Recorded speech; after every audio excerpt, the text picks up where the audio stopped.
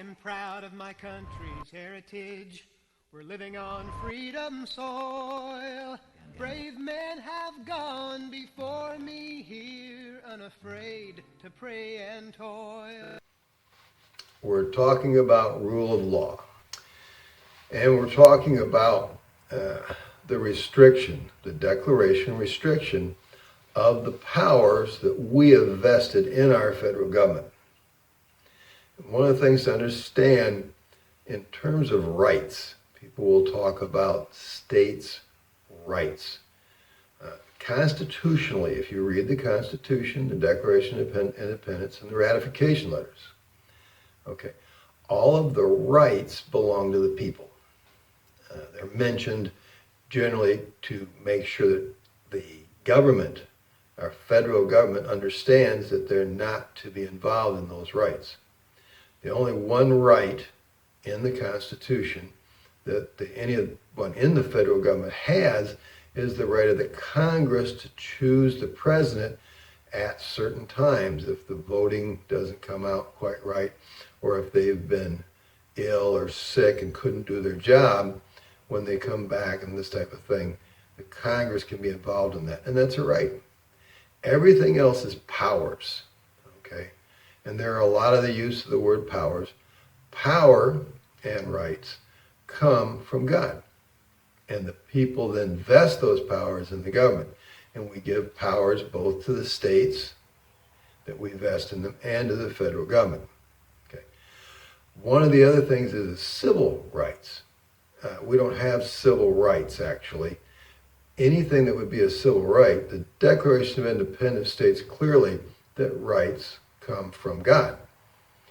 And so we, the people, have that. We could delegate certain rights, possibly, to the government to control. We don't constitutionally.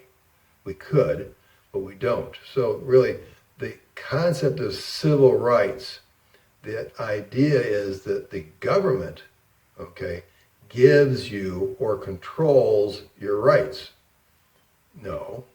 Constitutionally, the people control and have all the rights. The government's not to be involved in them at all. Basically, these things are done, they've been instituted to try to get people to believe the government should be their master. Government really has a hard time. People in government struggle with the idea that they should rule. They're right. Probably one of the most dangerous things for humans is when they're right. You get to be right, and then you know you're right, and you know that everybody should do what you say. And you end up being a tyrant or a dictator. I think it was Abigail Adams. She was John Adams' wife. I think John Adams was the second president of the United States of America. I've checked that. And his wife, I think, was quoting a poet one time when she said all men would be tyrants. And in a sense, it's just a danger of power. And because of that danger of power and the fact that people get to be right, and once they're right, they become horribly dangerous because now everybody should do what they say, we declared and restricted the power of our federal government. So there is no really rule of law in our government. The rule of God is what we have. We, the people, then rule our government by way of our Constitution, and we rule ourselves. We use laws. Laws are a very big part of what we do, and we use them so we can get along. But rulership, that's God's, and then we, the people, rule our government and our nation by our Constitution. Okay, and the laws that we have, okay, can be made by the Congress and only the Congress, repealed by the Congress and only the Congress. Now, the states can be involved in that by way of amendments, and the president can send back a bill that's been sent forth and passed by both the House of Representatives and the Senate.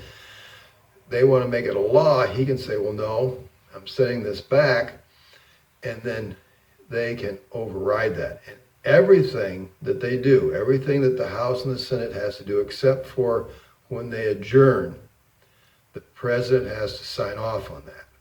Okay, or supposed to sign off on that.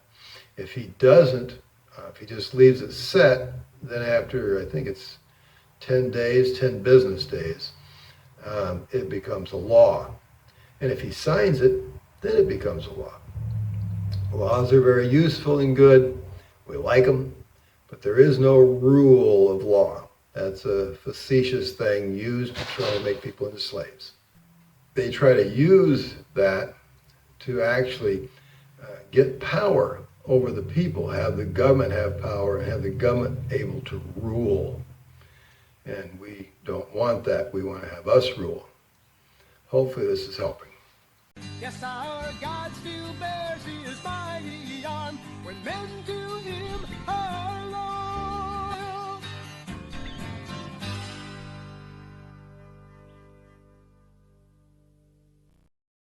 Hi, my name's Rod McBain. Please, if you get time, go to our website.